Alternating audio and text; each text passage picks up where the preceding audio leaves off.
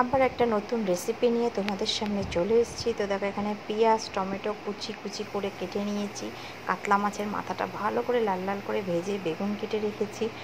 আর এখন আমি রান্না করতে চলেছি, হ্যাঁ বন্ধুরা, পুঁই শাক, মাছের মাথা দিয়ে পুঁই শাক। তো বাঙালির এটা একটা অন্যতম খাবার। তো চলো, ডাঁটাগুলো দেখো মোটা মোটা বলে আমি মাঝখান থেকে ফালি দিয়ে নিয়েছি ভালো করে ছিলে। তো এখানে কুমড়ো কেটে নিয়েছি, আর আমি আলু কেটে নিয়েছি, দেখতেই পাচ্ছ।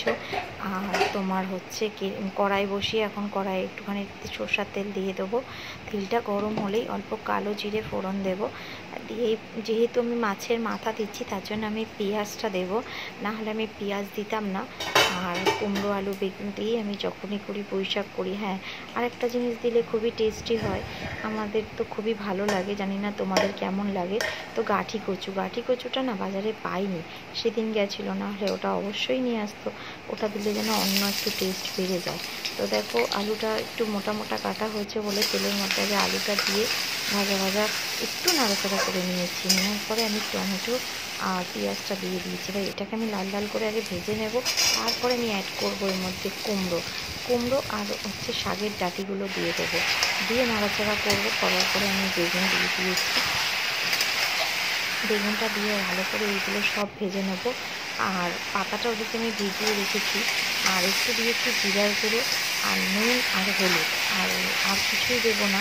অনেকেই আছে পুঁই শাকে মিষ্টি দেয়, যেহেতু আমি কুমড়ো দিয়েছি আর তরকারিতে আমাদের মিষ্টি খাই না, তার জন্য চিনিটা আমি এখানে ইউজ করবো না। আর মাছের মাথাটা না এর মধ্যে আমি দিয়ে দেবো, যেহেতু ভেজে রেখেছি, দেখো জল ছেড়ে যাচ্ছে। এবার ওই জন্য আমি কী করবো, মাছের মাথাটা দিয়ে নেবো, নাহলে না ভালো করে মিশবে না, বেশি গোটা গোটা থাকলে ভালো লাগে না, বেশ ভেঙে গুড়িয়ে যাবে, সবার পাতে একটু একটু পড়বে, সবাই বলতে দুজন।